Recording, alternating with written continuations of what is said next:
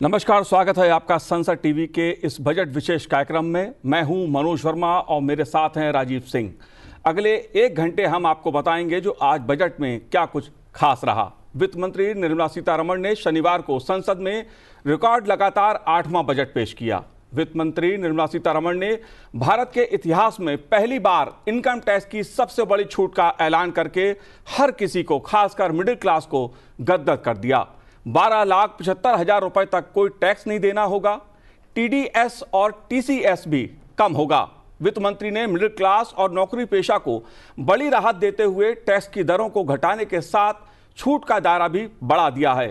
अब आम आदमी के पास ज्यादा पैसा बचेगा और देश की अर्थव्यवस्था को भी इसका फायदा मिलेगा। निर्मला सीतारमण ने बजट 2025 के फोकस क्षेत्रों की प्राथमिकता भी बताई। विकास में तेजी लाना, सुरक्षित समावेशी विकास, निजी क्षेत्र के निवेश को बढ़ावा देना, घरेलू खर्च में वृद्धि और भारत के उभरते मध्यम वर्ग की खर्च करने की शक्ति को बढ़ाना है।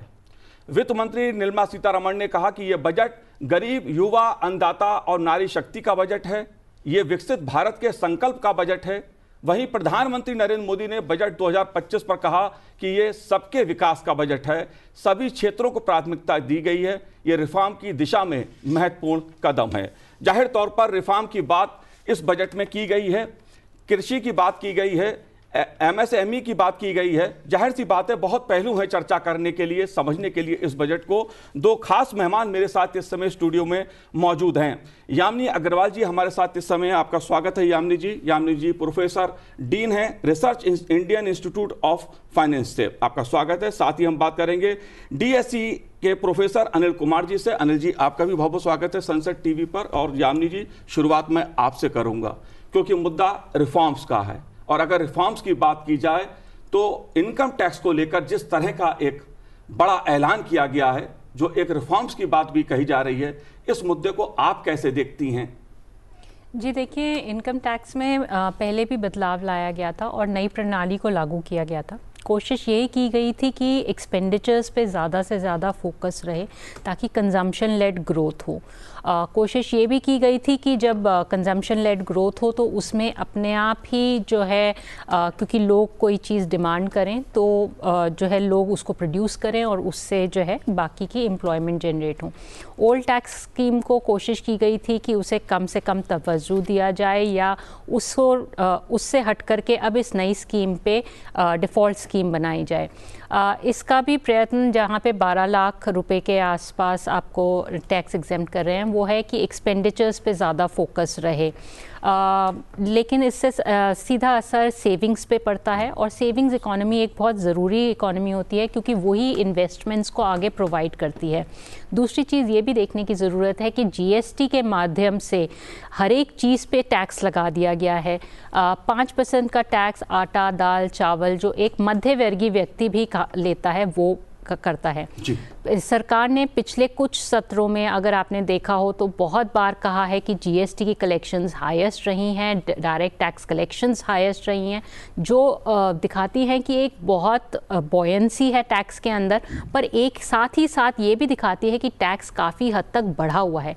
अगर आप देखें 20% के ब्रैकेट को भी लें और 12% या 18% का ब्रैकेट जीएसटी में भी लें तो 32% और 38% बैठता है, जबकि आपका जो कमर्शियल टैक्स रेट है, आप जो कंपनी से चार्ज कर रहे हैं, वो इससे कहीं गुना कम है। तो एक इंडिविजुअल के ऊपर काफ़ी हद तक भार पड़ता है, चाहे वो सरचार्जेस हो, सेस हो या ओवरऑल जीएसटी के चार्जेस हों।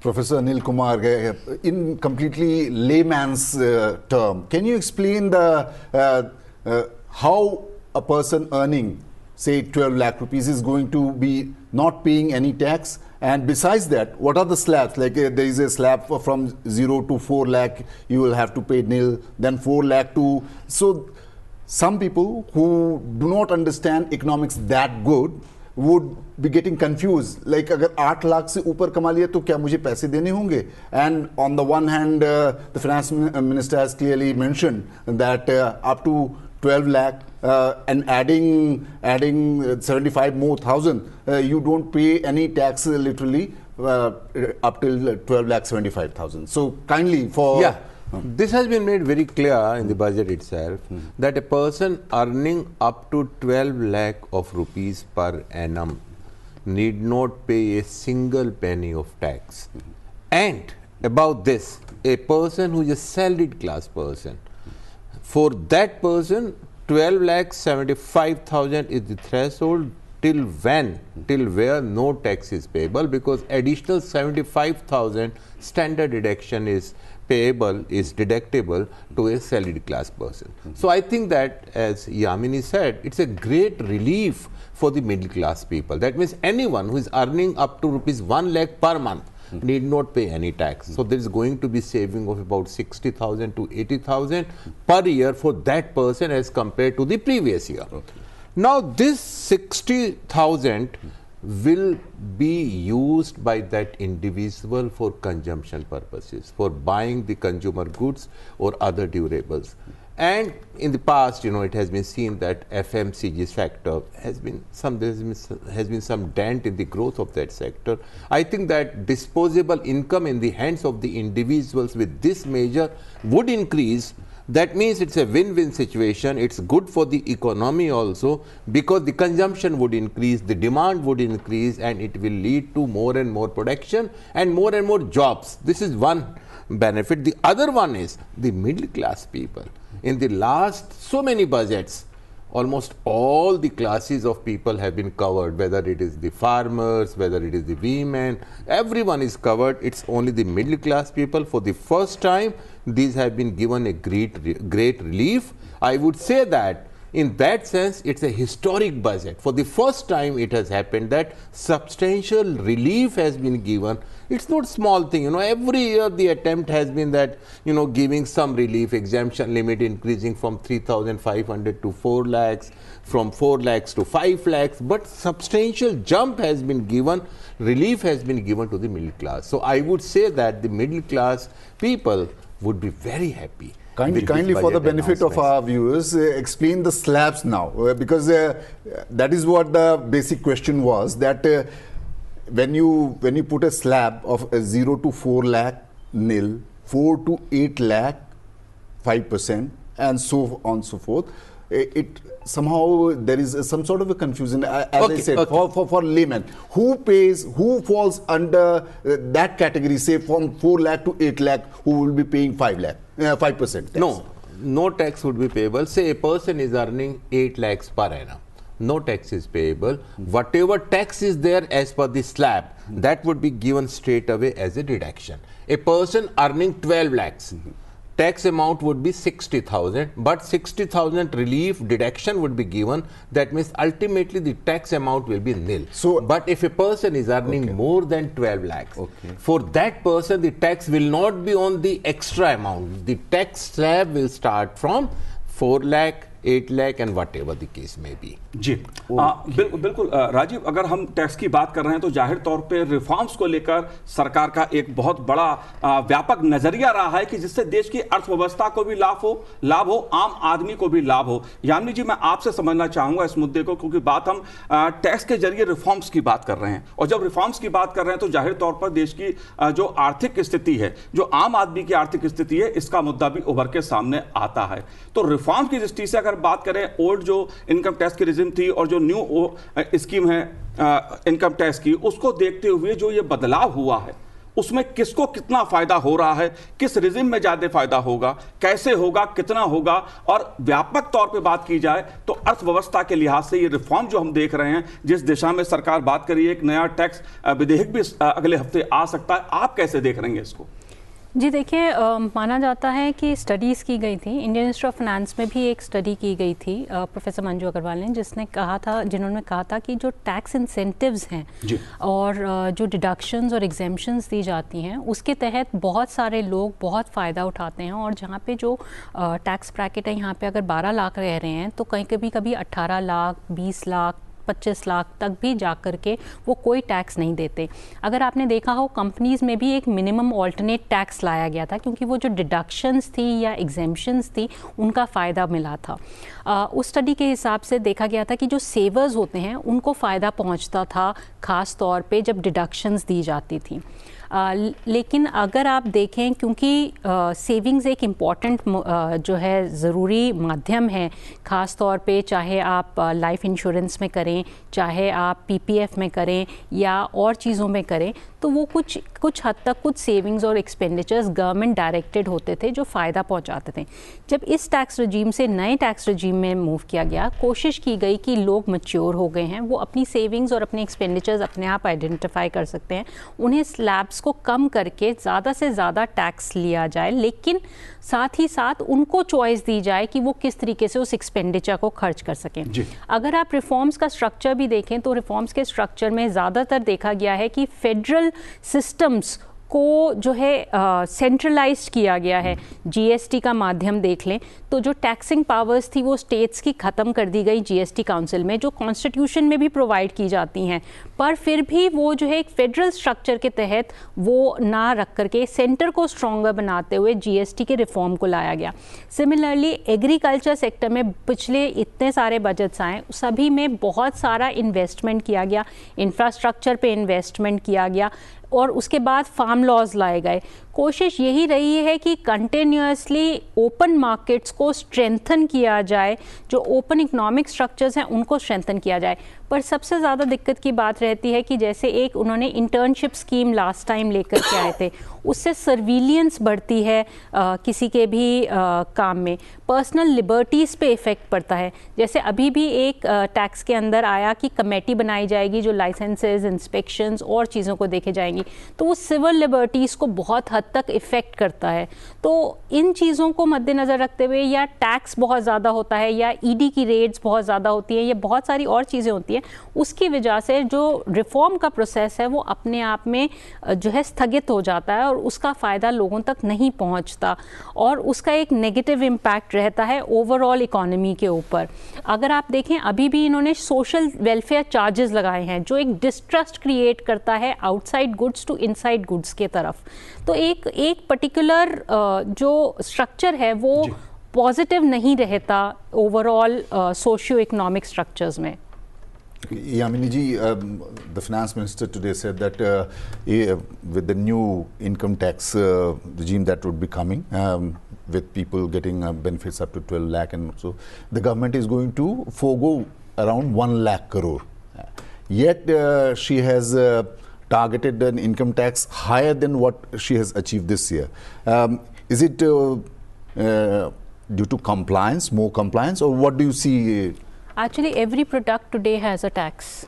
So GST has been continuously increasing. We are talking about basically the income tax part. Even in the direct taxes, the collections have been on a continuous rise. There was a large number of notices that were sent. If you would have read the newspapers, they clearly indicated that large number of notices were also sent. Besides that, there has been a certain amount of a buoyancy in the market in terms of the overall incomes also. So the tax rates have been high. Besides that, the overall structure of compliance, because of the digitalization structure, where rather than just making it a click of the button, now it has become more of a surveillance mechanism for people to be notified and mapped for every single movement, right? Even if I come here, I am actually on a map and I am recognized for what I do and what I not do. Also, there were many issues like Pegasus or the others that were reached out in terms of the surveillance, the way personal liberties are at question in digital transactions and even other transactions. So tax reforms have become questionable in those senses as well. जी Anil ji, I would say that the tax revenue, direct tax revenues have increased over the years. The number of taxpayers have also increased. Yes. This is on account of three reasons. Number one is the better compliance. Number two is the efficiency of the tax administration. And number three, the foremost reason is the expansion of the economy. See, the size of the economy has increased over the years. So with the result that the direct tax collections has increased substantially over last 5 years. So if the government is going to forego rupees 1 lakh because of the reduction of this, I think that there is going to be not much difference so far as the total revenues of the government is concerned, because I am sure that with the reduced tax rates, tax slabs, the compliance would increase, there would be better tax collections as compared to the previous years. जी बिल्कुल, जाहिर तौर पे अगर मैं बात करूं वित्त मंत्री निर्मला जी की, जिन्होंने कहा कि करदाताओं पर सरकार का जो भरोसा था वो सही साबित हुआ है, क्योंकि लगभग 90 लाख करदाताओं ने स्वेच्छा से अतिरिक्त कर का भुगतान करके अपनी आय को अपडेट किया है। इस भरोसे को आगे बढ़ाते हुए किसी भी मूल्यांकन वर्ष के लिए अपडेट रिटर्न दाखिल करने की समय सीमा को 2 साल की मौजूदा सीमा से बढ़ाकर 4 साल करने का प्रस्ताव किया है। इस प्रकार के कई बदलाव हमें इस बजट में देखने को मिल रहे हैं। अगर आम आदमी की दृष्टि से बात की जाए, मिडिल क्लास की दृष्टि से बात की जाए, या इनकम टैक्स की नीतियों की जरिए बात की जाए, रिफॉर्म्स की जो बात है, आप कैसे देखते हैं इन पहलुओं को? देखिए, सरकार का जो रुझान रहा है, 2 चीज़ों का मैं जिक्र करूंगा जी। एक तो ईज ऑफ डूइंग बिजनेस, उसमें काफ़ी कुछ सुधार पिछले 10 सालों में हम देख रहे हैं, और यहाँ पर हम देख रहे हैं ease of living and ease of taxing also, कि जो टैक्स दे रहा है उसको पेन ना लगे, उसको जो टैक्स देने का प्रोसीजर है वो कम्बरसम ना हो, वो कॉम्प्लेक्स ना हो। अगर कॉम्प्लेक्सिटी बढ़ेगी तो टैक्स देने वालों की संख्या भी कम होगी। इसलिए पिछले 4-5 सालों में सरकार का जो रिफॉर्म प्रोसेस था डायरेक्ट टैक्सेस में, वो रिफॉर्म्स के जरिए सिंप्लीफिकेशन का था, चाहे वो रिटर्न के फॉर्म निकालने की बात हो, और आज भी वित्त मंत्री जी ने घोषणा की है कि हम एक नया टैक्स लॉ लाएंगे। आज हमारे देश में इनकम टैक्स लॉ बहुत कॉम्प्लेक्स है, किसी को समझना है तो एक लेमैन के बस की बात नहीं है, उसको किसी चार्टर्ड अकाउंटेंट या प्रोफेशनल के पास जाना पड़ता है। जब हमारा इनकम टैक्स सिंप्लीफाई हो जाएगा, उसमें कम से कम कॉम्प्लिकेटेड प्रोविजंस होंगे, तो मेरे को लगता है बेटर कंप्लायंस होगा, लोगों को समझने में भी आसानी होगी और टैक्स एडमिनिस्ट्रेशन में भी आसानी होगी। आज कितने विवाद इसी चक्कर में है कि काफ़ी जो प्रोविजंस है इतने कॉम्प्लिकेटेड है, उसका इंटरप्रिटेशन अलग अलग है, कितने ही केसेस इनकम टैक्स अथॉरिटीज के पास लंबित है। इसलिए सरकार ने समाधान की तरफ भी कदम उठाया है और उसमें काफी अच्छा रिस्पॉन्स भी देखने को मिला है। तो मेरे को लगता है कि आज वित्त मंत्री जी ने बहुत अच्छा किया कि उन्होंने टैक्स पेयर्स के ऊपर विश्वास व्यक्त किया है कि आप हमारी रीढ़ की हड्डी हैं और आप इस देश के विकास में उतनी ही भागीदारी कर रहे हैं जितने बाकी लोग कर रहे हैं। तो मेरे को लगता है आने वाले दिनों में बेटर टैक्स कंप्लायंस होगा, बेटर टैक्स कलेक्शंस होगा, वो सिर्फ और सिर्फ सिंप्लीफिकेशन और सरकार का विश्वास। अगर सरकार का विश्वास है तो कर देने वालों में भी मेरे को लगता है वो आगे बढ़ चढ़कर सरकार को टैक्स देंगे। Professor Kumar, how do you see the TDS and TCS reforms and proposals that the finance minister helping us in getting more taxes? I think these were overdue. Because just imagine a person has given one floor on rent and getting the rent of about 40,000 per month. And the complicated procedures of TDS, the person will have to, deduct the tax at source and then deposit it. If there's a delay in deposit, some penalties are imposed. What is this? Small taxpayers have to be given relief. That is why the threshold limit for TDS and tax collected at source has been increased. Yes. The rates have also been decreased. So this is definitely a move which everyone should welcome, Simplification of the tax laws and simplification of the provisions of TDS and TCS. Ji. I think this should not have happened. I just wonder why it was there for so many years. And I compliment the Honorable Finance Minister for looking into this and making this procedure simplified. जी. बिल्कुल, अगर मैं बात करूं यामिनी जी कि अगर बात कृषि क्षेत्र की जाए, उसको लेकर भी सरकार ने इस बजट में भी प्राथमिकता में कई क्षेत्रों को रखा है। वित्त मंत्री जी ने खासतौर से किसान और कृषि को जिस प्रकार से प्राथमिकता दी है, अगर बात कई उद्योग की जाए, अगर कपास किसानों की बात की जाए, उसको विशेष मिशन चलाने की बात की है, मखाना बोर्ड की बात बिहार में की गई है। इन पहलुओं को आप कैसे देखती हैं? क्योंकि मखाने की बात की जाए बिहार का, तो वो भी एक तरह से उद्योग को बढ़ावा देने और अर्थव्यवस्था को गति देने वाला एक फैसला कहा जाएगा। कपास किसान की सरकार चिंता कर रही है ताकि टेक्सटाइल जो हमारी इंडस्ट्री है उसको मजबूती मिले। आप कैसे देखती हैं इन पहलुओं को? जी देखिए, इसमें बहुत सारी चीज़ें हैं जो देखने की हैं। पहली बात तो एग्रीकल्चर सेक्टर पे बहुत फोकस रहा है पिछले जितने भी बजट्स इन्होंने प्रेजेंट किए हैं, जिसमें ख़ास तौर पे चाहे वो आपका इरिगेशन हो, चाहे बाकी क्रेडिट फैसिलिटी हो, या कोई और महत्वपूर्ण इंफ्रास्ट्रक्चर डेवलप करने की बात हो, उस पे रहा है। कोशिश यही की गई थी कि उसके लिए वो उनको समर्थ बनाएं ताकि वो ओपन मार्केट सिस्टम्स के अंदर आ सकें और वो जो 3 फार्म लॉज आए थे वो लागू कर सकें। उसका ख़ास तौर पे किसानों ने यही वो रखा कि आप एमएसपी को गारंटी करिए, क्योंकि जितनी भी सरकार की योजनाएं रही हैं उसमें, चाहे आप पेंशन की, ओल्ड पेंशन से नई पेंशन की बात करें, उसमें यह है कि सरकार के ऊपर बर्डन ना पड़े। ऐसे ही एमएसपी को हटाने का सिस्टम रहा होगा या रहता होगा कि जो है ये नए 3 फार्म लॉज आएँ और मार्केट ड्रिवन सिस्टम्स हों और लोगों तक अपने आप वो अपना फसल बेच सकें, तो उन्हें कोई दिक्कत ना आए। तो फार्मर्स ने ज़्यादातर एमएसपी की बात की कि एमएसपी होना चाहिए। जहाँ तक कॉटन की बात हो, एक टेक्सटाइल यूनिट है जो बंद की जा रही है, जो पीएसयू यूनिट है। ये भी देखा जा रहा है कि जो आप मखाने की बात करें तो बिहार के अंदर आईआईटी पटना या मखाना का बोर्ड है, या एक national institute of food and management technology की बात करें, वो क्रिएट की गई। कहा जाता है कि वो इलेक्शंस को मद्देनज़र रखे हुए है और बहुत सारी चीज़ों को देखते हुए भी रखा हुआ है। लेकिन एग्रीकल्चर में एक बहुत अच्छी बात है कि एक डिस्ट्रिक्ट लेवल पे बात की गई है, ग्रास रूट लेवल पे बात की गई सपोर्ट प्रोवाइड करने की, जो पहले भी काफ़ी हद तक प्रोवाइड की गई है।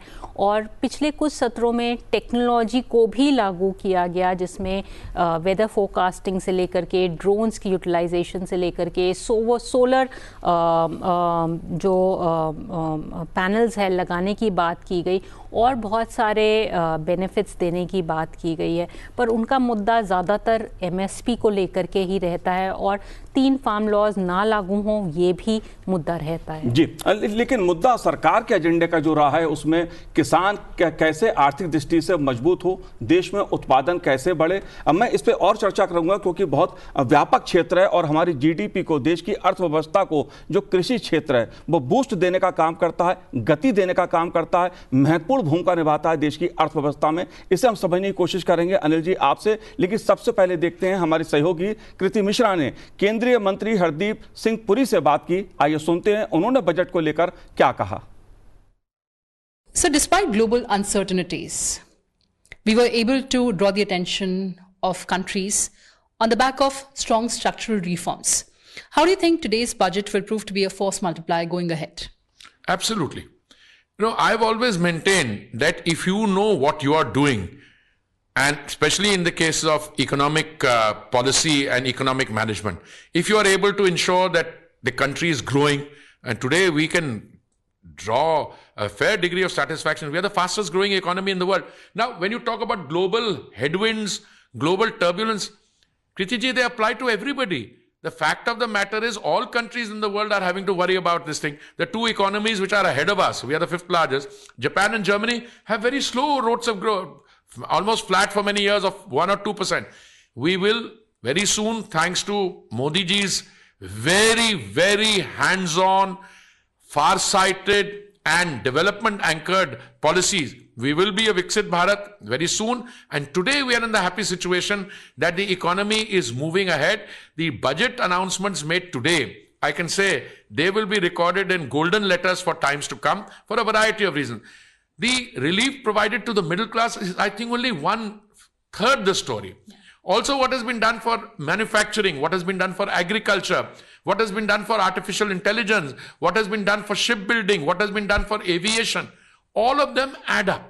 Now, the real point is, why is there so much attention on the tax relief? For a very good reason. Yeah. There was a time when there was a Congress rule for the bulk of our history as an independent country. Kriti ji, at that point of time, if you earned 12 lakhs of rupees, you ended up paying 11 lakhs 29,000 as tax. Today, if you earn 12 lakhs of rupees, you don't pay any tax. But earlier, even when there was a 7 lakh exemption, if you bet 1 rupee above that, you came into a tax slab. Now, if you look at it progressively, up to 24 lakhs, you know, more money in people's hand. And as Modi ji said today, more money in your pocket is more power to the nation. Today, we are looking at the evolving global situation, and I apologize, I've given you a somewhat long-winded answer. We are looking at the evolving global situation with a degree of confidence and resilience. We are quite sure that as the global situation unfolds, and you can't determine it sitting in India, you are one of 193 countries, or you are a country which is in a position of influencing 50% of our GDP is in the external sector. So what happens outside affects us. The value of goods and services imported and exported, the remittances, etc. But today you can say with a degree of confidence that India can stand on the global stage with a degree of confidence, and we can help out other countries. We are an engine of growth. We are a bright spot in an otherwise uncertain global economy. Absolutely, point well taken, sir. And you know the energy sector better than most of us here. Sir, the nuclear energy mission and the target to achieve 100 gigawatt of nuclear power. How do you see its contribution in the energy transition goal that India has? It's most welcome. I can tell you we have done very well on biofuels. We have gone to 20% blending. We are doing very well on green hydrogen. But you know, seriously, if you want to have net zero by 2070, which is our goal, you've got to have nuclear energy. But what happened is a previous government, a Congress government, signed all the correct agreements, but not a single dollars of commercial contracting took place after that.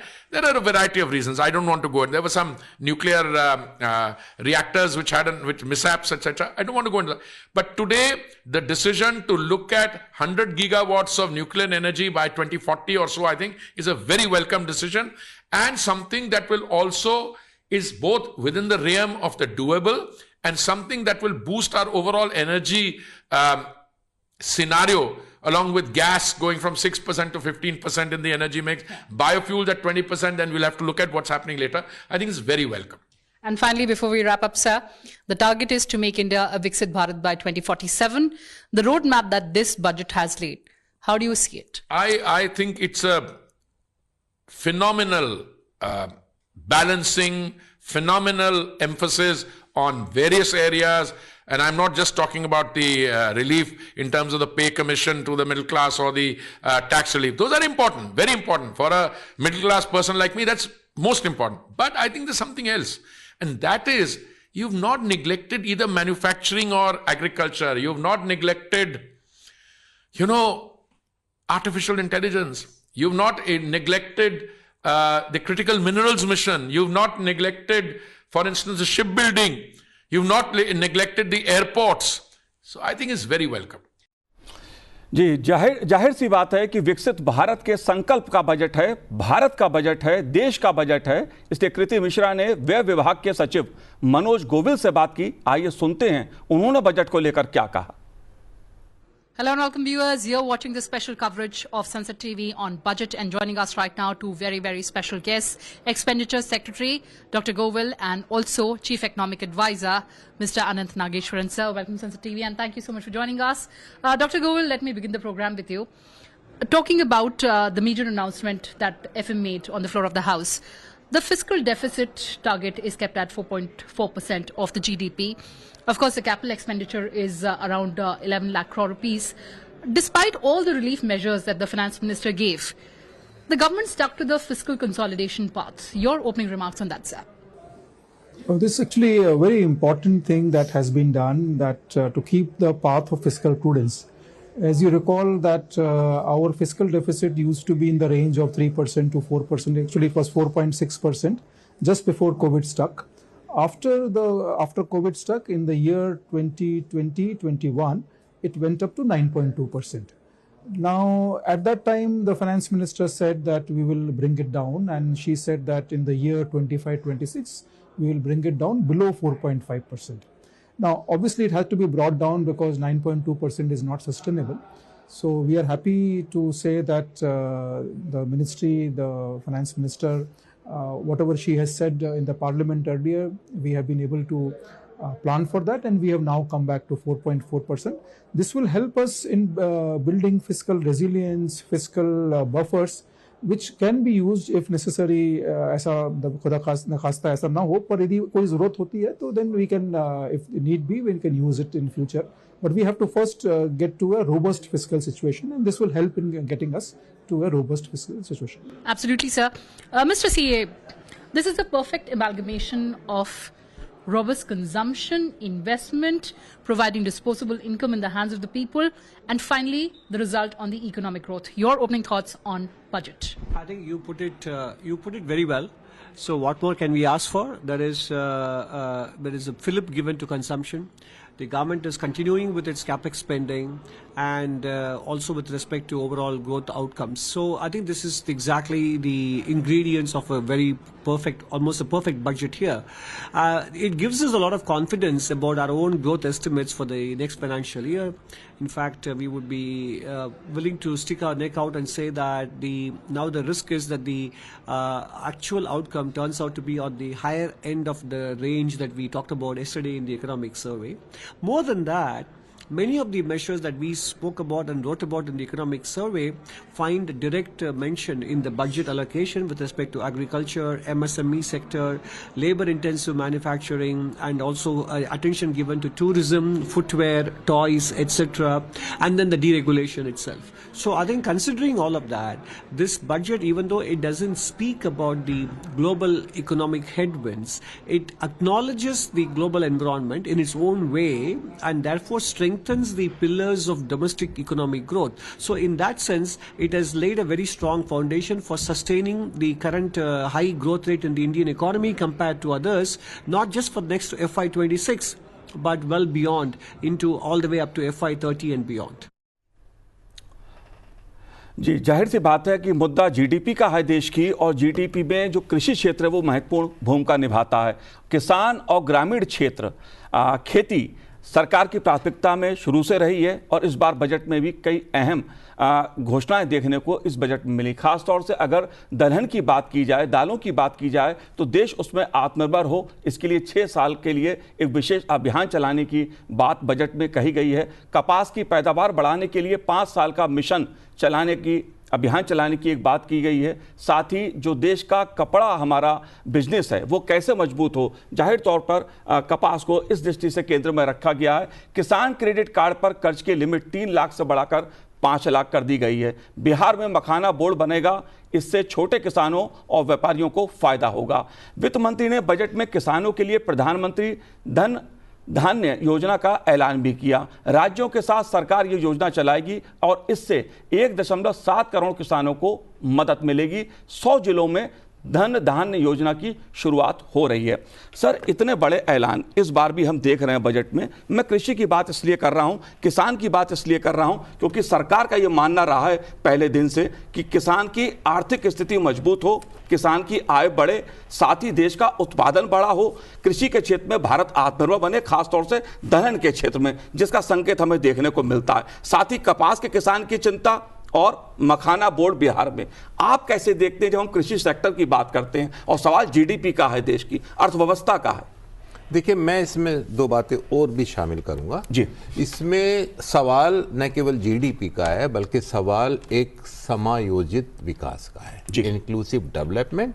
समाज के हर वर्ग को, समाज के हर क्षेत्र को विकास का फायदा होना चाहिए। और मैं ये देखता हूं न केवल इस बजट में बल्कि पिछले बजट में इन बातों का ध्यान रखा गया है। हमारे प्रधानमंत्री जी ने 4 वर्ग चिन्हित किए हैं: गरीब, किसान, जिनको अन्नदाता कहते हैं, हमारे यंग लोग, यूथ लोग, और महिला शक्ति जी। उनके लिए, किसानों के लिए आज वित्त मंत्री ने भी इस बात को दोहराया कि हमारे लिए 4 वर्ग महत्वपूर्ण है। लेकिन मैं कहूंगा बजट में वित्त मंत्री जी ने साथ में 2 वर्ग और जोड़ दिए, और वो 2 वर्ग थे व्यापारी वर्ग और साथ में मिडिल क्लास। उनके लिए कितना फायदा हुआ है। अब मैं कृषि के ऊपर आता हूं। कृषि में तकरीबन 7 साल पहले किसानों की आय को डबल करने का संकल्प सरकार ने लिया था। वो संकल्प की सीमा थोड़ा आगे बढ़ गई क्योंकि बीच में कोविड का डिसरप्शन आ गया। लेकिन इस वाले बजट में सरकार की जो अप्रोच है वो टारगेटेड अप्रोच है और टाइम फ्रेम वाली अप्रोच है। 100 डिस्ट्रिक्ट्स को चिन्हित किया गया, उनके अंदर पीएम धन धान्य योजना को लागू किया जाएगा। अब ये धन धान्य योजना क्या है जी? सरकार कहती है सबका साथ, सबका साथ, सबका प्रयास। ये स्टेट गवर्नमेंट के साथ कोऑपरेशन में होगा, क्योंकि कृषि का क्षेत्र हमें नहीं भूलना चाहिए, ये स्टेट गवर्नमेंट के दायरे में आता है। तो उनके साथ प्रयास ये होगा कि जो 100 डिस्ट्रिक्ट्स हैं, पिछले डिस्ट्रिक्ट्स हैं, आपको याद होगा बहुत पहले एस्पिरेशनल डिस्ट्रिक्ट्स का एक सरकार ने स्कीम निकाला था और उसका बहुत अच्छा फायदा भी हुआ था।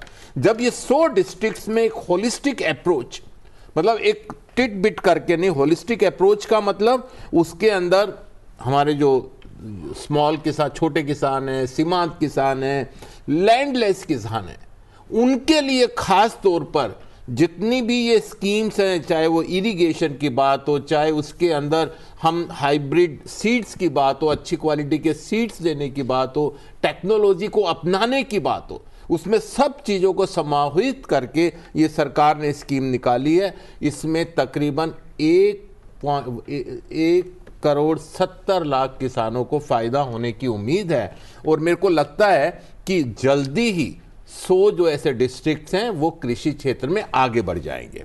अब दूसरी बात करता हूं, भारत में सबको पता है पल्सेस का काफ़ी इंपोर्ट करना पड़ता है, तो उसके लिए आत्मनिर्भर पल्सेस में कैसे बने, हमारे इंपोर्ट का बिल भी कम होगा और जो हमारा संकल्प है आत्मनिर्भर भारत का, उस संकल्प की तरफ भी एक कदम आगे बढ़ेगा। 6 साल का वित्त मंत्री जी ने उसमें टाइम फ्रेम दिया है।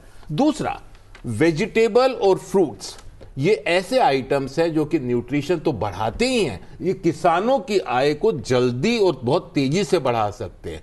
उसकी तरफ अभी तक बहुत कम ध्यान दिया गया था, तो एक कंप्रेहेंसिव प्रोग्राम वेजिटेबल और फ्रूट्स को कवर करने का ऐसा वित्त मंत्री जी ने आज घोषणा की है, उसका हमें स्वागत करना चाहिए। और जो छोटे किसान हैं, हम बहुत टाइम से कहते हैं कि फार्मर प्रोड्यूसर्स ऑर्गेनाइजेशंस, एफपीओस को बढ़ावा देंगे, कोऑपरेटिव के थ्रू करेंगे। मेरे को लगता है कि इस बार जो सरकार ने, वित्त मंत्री जी ने घोषणा की है, उसमें और तेजी से इस दिशा में काम होगा, जिससे छोटे किसान संगठित होकर काम करेंगे तो उनको जो स्केल ऑफ ऑपरेशंस का फायदा है वो होगा, उनकी आमदनी भी साथ साथ बढ़ेगी। और जैसा आपने कहा, जो कॉटन के फार्मर्स हैं उनको भी इसका फायदा होगा। तो साथ में यूरिया की किल्लत रहती है देश में, 3 यूरिया प्लांट को लगाने की भी सरकार ने घोषणा की है। तो मेरे को लगता है कि कुल मिलाकर के सबसे पहला जो सरकार ने, वित्त मंत्री जी ने आज घोषणा की, वो कृषि क्षेत्र में की, हमारे किसानों के लिए की। और ये सरकार किसानों को अन्नदाता आज से नहीं, मतलब ये सरकार का एटीट्यूड दिखाता है जी। तो मैं समझता हूं कि इसमें काफी अच्छा इसके अंदर प्रावधान किया गया है। Yamini ji, what's your take on the energy sector reforms? Like you saw that the finance minister has targeted 100 gigawatt of nuclear energy by 2047. How does it keep track of the net zero thing by 2070? And besides, in the coming AI age that we see that it's already there, we are going to be power guzzlers in a sense. And how well are we prepared? Besides the nuclear aspect of the thing, what are we doing for the renewable energy? Say for that matter, solar energy, because most of the thing is imported on that front. So are there incentives in this budget for people who want to invest into solar energy and other forms of energy?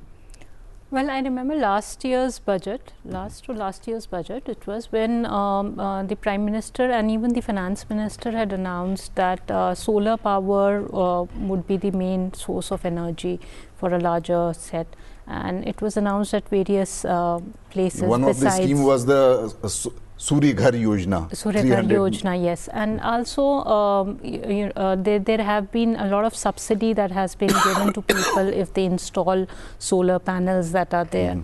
Also specifically, if you look at India's geographical condition, whether it's solar power, wind power, hydropower, it is self-sufficient in that nature. Self-sufficient, we are probably going to export it. If we can harness it properly, we can even export it. And also what worries me is that nuclear energy, though, is a good source. One, it is based on uranium, which is again something that will finish off after some time.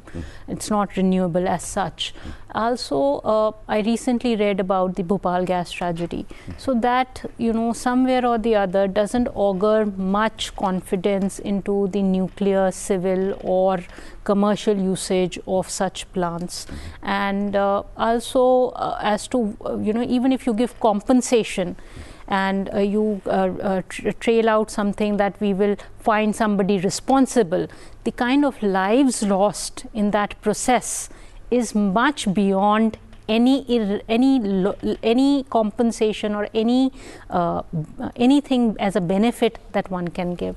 So that doesn't really bring through. On the aspect of solar energy, because after all, this is a completely free source, sun, and we can have ample amount of energy to cater to not only our population, because India is we might be having around 300 days of sun, and even at some places more than that. So how can we harness that thing? And because the hardware, we know that we are importing it. And Prime Minister recently also in a conference with the youth, he invited the youth of India to join the solar mission. And by 2030, it needs to be done to really take us to a path of success in that sense.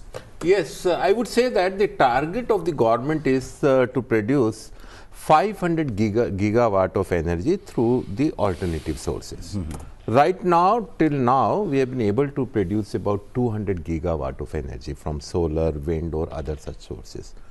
We are 90% dependent on fossil fuel. Just see the import bill which we are paying because of this. There is no other way. You see the climate things and so many other issues. When we talk about the sustainable development, there is no other option but to go for the alternative sources of energy. Government has been very proactive in this. First, I remember the Kusum scheme was there, where solar energy was promoted. We had, you just told that Pradhan Mantri Surya Ghar Yojana, under which some subsidies were given. It has been quite successful. But surprisingly, in this budget, the announcement of nuclear energy, and the target is to produce 100 gigawatt of energy out of nuclear small module of reactors. So I think that it's a welcome step, because that would reduce our dependency on the fossil fuel. So I think that government is very much concerned about it and serious about it. Let's see that what kind of shape the nuclear energy announcement will take and how much time it will take. But I am optimistic about it, because the beauty of the government is that whatever is announced, the government is serious about it and that thing is implemented also. जी अनिल जी, जाहिर तौर पे सौर ऊर्जा को लेकर सरकार की प्राथमिकता रही है, लेकिन साथ ही इलेक्ट्रिकल व्हीकल्स का जो मुद्दा है वो एक बहुत महत्वपूर्ण मुद्दा सरकार के लिए रहा है, प्राथमिकता में सरकार की रहा है। इसको आप कैसे देखते हैं, क्योंकि इसको लेकर भी वित्त मंत्री जी ने अहम घोषणा की है, संकेत दिया है सुधार की दृष्टि से, आप कैसे देखते हैं? देखिए, इलेक्ट्रिकल व्हीकल्स, मेरे को लगता है कि हम जिस तेजी से इलेक्ट्रिकल व्हीकल्स की तरफ स्विच ओवर कर रहे हैं, वो दिन दूर नहीं जब हमारा देश एक इलेक्ट्रिकल व्हीकल्स में एक हब बन जाएगा और हम इसको एक्सपोर्ट भी करने लगेंगे। अब उसमें इलेक्ट्रिकल व्हीकल्स में सबसे बड़े जो हैंडीकैप्स हैं, लिमिटेशंस हैं, वो बैटरी और बैटरी पार्ट्स की है। वो हमें चाइना के ऊपर डिपेंडेंट होना पड़ता है, और ये कल इकोनॉमिक सर्वे में भी ये बोला गया कि China is a big manufacturing hub. We cannot compete with China right now. Our dependency with China has to be decreased. So the government came out with the PLI scheme for that. And at the same time, in today's budget, we've seen that the import duty on many of such components have been announced to be reduced. So I think that that would promote the production of the cells, the batteries which are needed for the EV vehicles. So very soon, I think that the government is on the right path to have a kind of a manufacturing hub of the EVs and switch over of many other, the vehicles, automobiles on the EV mode.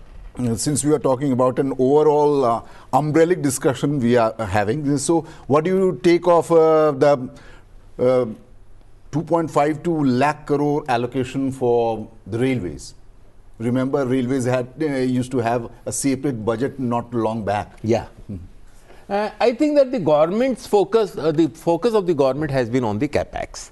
And in this year's budget, the capex allocation is 4.5% of the GDP.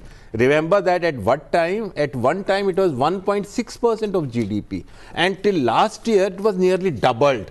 But this time there is a substantial hike in the capital expenditure allocation, which always has a multiplier effect, which boost up the infrastructure of the country, whether it's a rail infrastructure, road infrastructure, or air infrastructure.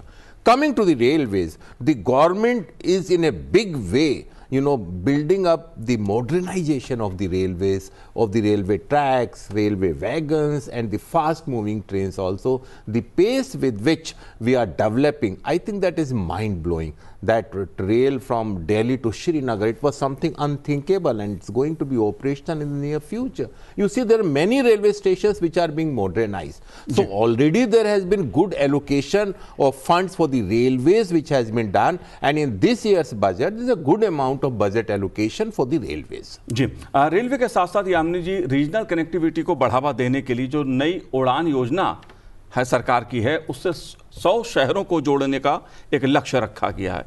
जो regional connectivity की जो हम बात करते हैं या connectivity की बात की जाए, इसको आप कैसे देखती, क्योंकि अगर गति शक्ति योजना की हम बात करें, देश की अर्थव्यवस्था की बात करें, तो ये देश की अर्थव्यवस्था को गति देने का काम करता है। आप कैसे देखती हैं जब हम बुनियादी ढांचे के विकास की बात करते हैं? जी देखिए, देश में हमारे जितने भी स्टेट्स रही हैं और जितने भी रीजन्स रहे हैं, उसके अंदर कभी भी चाहे वो माल हो, व्यक्ति हो या किसी और का ट्रांसपोर्ट हो, वो सड़क से या रेलवे से या एयर के माध्यम से हमेशा ही रहा है।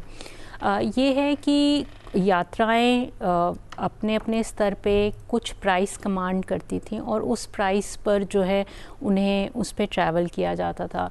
सरकार का कोशिश रही है पोर्ट्स, एयरपोर्ट्स और इंफ्रास्ट्रक्चर डेवलप करने की, पर कभी भी जो हमारे देश के अंदर मूवमेंट रही है वो रिस्ट्रिक्टेड नहीं रही है, ना तो पैसे के माध्यम से ना ही किसी और माध्यम से, क्योंकि हर सत्र पे अगर कोई नहीं है तो पैदल चल कर के ही पहुंच जाते हैं। महाकुंभ में भी पहुंच गए लोग पैदल चल कर के कहीं से, तो बहुत सारे लोग हैं, बहुत सारी जगहों से अपने आप आ जाते हैं। जी जी, नई उड़ान योजना जिसको लेकर 100 शहरों को रीजनल कनेक्टिविटी के साथ जोड़ने का एक लक्ष्य रखा गया है, इसे आप कैसे देखिए? इस योजना के तहत तकरीबन 4 करोड़ पैसेंजर्स को अगले 10 सालों में, आप इमेजिन कीजिए, 4 करोड़ लोग अगले 10 सालों में जो छोटे शहरों में हैं। अभी तक हमारा जो फोकस था टीयर 1 में तो सब जगह एयरपोर्ट्स हैं, टीयर 2 सिटीज में भी हैं, अब टीयर 3 और उसके आगे की बात है। जितने भी हिली ट्रेन्स हैं, नॉर्थ ईस्ट रीजन्स हैं, उनमें हेलीपैड और छोटे छोटे स्मॉल एयरपोर्ट्स बनाने की योजना है। मेरे को लगता है कि इस योजना से इसका फायदा, जो कहते हैं ना लास्ट माइल कनेक्टिविटी, उन लोगों को भी पहुंचेगा। तो ये भी, और साथ में ग्रीन फील्ड एयरपोर्ट की भी घोषणा की है बिहार के अंदर। तो ये सब कुल मिला के मेरे को लगता है कि स्वागत योग्य कदम है सरकार का। जी बिल्कुल। अगर बात की जाए देश में 50 टूरिज्म साइट बनाए जाने की, जाहिर तौर पर उसमें धार्मिक डेस्टिनेशन को बढ़ावा देने पर भी जोर दिया गया है, और जिस तरह का एक बदलाव विकास के साथ साथ जो हमारी सांस्कृतिक विरासत है, जो हमारा गौरव है, जो हमारा टूरिज्म सेक्टर है, उसको बढ़ावा देने की बात है, रोजगार से जोड़ने की जोड़ दिया है वित्त मंत्री जी ने। इस पहलू को आप अनिल जी कैसे देखिए? टूरिज्म और हॉस्पिटैलिटी, इसमें बहुत ज़्यादा एम्प्लॉयमेंट की, नौकरी की संभावनाएं रहती हैं। पिछले साल भी बजट में हमने देखा कि इस सेक्टर के ऊपर सरकार का फोकस रहा, और इस साल दोबारा वित्त मंत्री जी ने घोषणा की है कि जो 5 टॉप की टूरिस्ट साइट्स हैं उनको स्टेट गवर्नमेंट के साथ मिलकर, पूरे बजट में आप देखिए पीपीपी मॉडल की बात की गई है कि प्राइवेट सेक्टर को भी साथ लेना है और स्टेट गवर्नमेंट को भी साथ लेना है। जैसे सरकार, मैंने पहले भी कहा कि सबका प्रयास जब तक नहीं होगा इस देश में विकास नहीं हो सकता है, और ये बजट में अलग अलग पहलू में साफ तौर पर नजर आता है। जो हमारी रिलीजियस साइट्स हैं, जो हमारी कल्चरल साइट्स है, और खासकर जो बुद्धिस्ट कल्चर सर्किट से जुड़े जितने भी हमारे स्पोर्ट्स हैं, साइट्स हैं, जिसमें कितना बाहर से इंटरनेशनल टूरिस्ट आता है, उनमें काफ़ी संभावनाएं हैं। और कितने लोगों को आप सोचिए कि उसमें नौकरी देकर उनको जोड़ सकते हैं, और साथ में लोगों को एक जिसको कहते हैं ना सुगमता, जीवन की सुगमता, ईज ऑफ लिविंग, ये उसको भी बढ़ावा देगा साथ साथ। जी जी।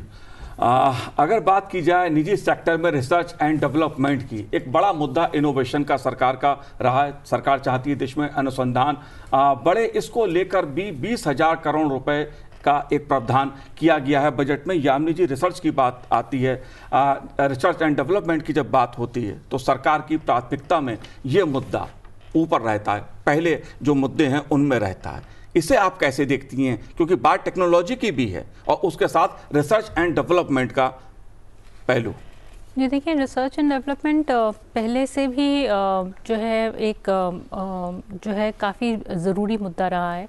अगर आप देखें, कोविड हुआ, उसके बाद जो वैक्सीन आई, वो एक अपने आप में बताता है कि रिसर्च एंड डेवलपमेंट काफ़ी हद तक लोगों तक पहुंचता है। रिसर्च एंड डेवलपमेंट अभी भी बात की है, जेनेटिक्स रिसर्च की बात की जा रही है, बायो रिसर्च की बात की जा रही है, AI रिसर्च की बात की जा रही है, आपके 10,000 करोड़ दिया जा रहा है। पहले भी यूनिवर्सिटीज़ के माध्यम से, इसरो के माध्यम से, DRDO के माध्यम से बहुत सारे रिसर्च की जाती थी, एलोकेशंस भी की जाती थी। आपका 150% आपका एक डिडक्शन हुआ करता था जो कॉर्पोरेट्स में दिया जाता था कि अगर आप रिसर्च एंड डेवलपमेंट पे खर्च कर रहे हैं तो आपको दिया जाएगा। तो ये सभी जो है एक रिसर्च के माध्यम रहते थे। अब ये है कि जो इनोवेशंस हैं या जो बाकी की चीज़ें हैं, रिसर्च है जिसका फोकस बायो पे आ गया है या और चीज़ों पे आ गया है या ऑर्गेनिक फार्मिंग पे आ गया है, वो अब थोड़ा सा डिफरेंट हो गया है और जो उनका स्तर है लोगों तक पहुंचने का वो थोड़ा अलग हो गया है। पर अब गवर्नमेंट अपने हाथ में ले रही है रिसर्च और कर रही है, वो एक थोड़ा सा डिफरेंट तरीका हो गया है चीज़ों को अपनाने का। जो जबकि पहले बहुत सारे इंस्टीट्यूशंस होते थे जो अलग अलग स्तर पे, चाहे एग्रीकल्चर रिसर्च ही इंस्टीट्यूशन की बात करें, एपेक्स बॉडीज़ होती थी, वो अपने एंड पे रिसर्च करती थी, यूनिवर्सिटीज़ होती थी, इंस्टीट्यूशंस होती थी, वो अपने स्तर पे रिसर्च करती थी और लोग उसके लिए कार्यबद्ध रहते थे। जी बिल्कुल यामिनी जी, अगर बात देश की अर्थव्यवस्था की जाए तो तेजी से बढ़ती अर्थव्यवस्था को रिसर्च एंड डेवलपमेंट के जरिए और बढ़ावा और मजबूती मिल सकती है। अनिल जी, बात अगर मैं स्पेस सेक्टर की करूं और साथ ही रिसर्च एंड डेवलपमेंट की बात की जाए तो अपार संभावनाएं देखने को मिलती हैं। बिल्कुल जी। पिछले साल आपको याद होगा कि जहाँ तक इनोवेशन की बात है, स्पेस सेक्टर के ऊपर जोर था, और इस बार आज जो घोषणाएं हुई हैं उसमें आर्टिफिशियल इंटेलिजेंस के लिए 3 सेंटर्स ऑफ एक्सेलेंस बनाए जाएंगे। ये तो एक बात हुई। एक next generation deep tech fund की घोषणा हुई है, एक बहुत बड़ा कदम है, और साथ में PM रिसर्च फेलोशिप 10,000 लोगों को दी जाएगी। देखिए, सोचिए आप, 10,000 लोगों को जब रिसर्च फेलोशिप होगी तो उसमें रिसर्च का जो आउटकम होगा, इससे इस देश में इनोवेशन को बढ़ावा मिलेगा। साथ में एक जीन्स बैंक बनाने की बात हुई है, और साथ में उसके साथ साथ एक ब्रॉडबैंड कनेक्टिविटी हर स्कूल में सेकेंडरी लेवल में जोड़ने से, वो इनोवेशन की अगर हम बात करें, इनोवेशन डायरेक्ट नहीं है, लेकिन जो हमारे बच्चे स्कूल में पढ़ते हैं, अगर उनमें हमें एक रिसर्च का इकोसिस्टम भी डेवलप करना है, आज इंटरनेट के माध्यम से उनको ये ज्ञान भी होगा कि दुनिया में क्या हो रहा है, तो मेरे को लगता है वो भी एक महत्वपूर्ण कदम है। और जो national centre for skilling, 5 centres की जो घोषणा की है, ये ग्लोबल एक्सेलेंस की तरफ, और ये जो मॉडर्न टेक्नोलॉजी है उसको हम कैसे अडॉप्ट करें, ये भी मैं तो इसको भी इनोवेशन के साथ ही जोड़ करके देखता हूं। तो जब तक आज हम जो 21वीं सदी में रह रहे हैं, आर्टिफिशियल इंटेलिजेंस का ज़माना है, ऑटोमेशन का ज़माना है, और सब जगह डिसरप्शन है, इतनी तेजी से ये पूरा विश्व बदल रहा है, जब तक हम इनोवेशंस नहीं करेंगे, उनके साथ कंपटीशन में हम कहीं ठहर नहीं सकते हैं। तो इस बजट में इस बात का भी ध्यान रखा गया। जी, जाहिर तौर पे शिक्षा और स्वास्थ्य को लेकर भी सरकार की प्राथमिकता बजट में देखने को मिलती है। कई ऐसे मुद्दे हैं जिनको समझने की, जानने की जरूरत है। इस पर हम चर्चा जारी रखेंगे। फिलहाल समय एक ब्रेक का है। आप देखते रहिए सनसद टीवी।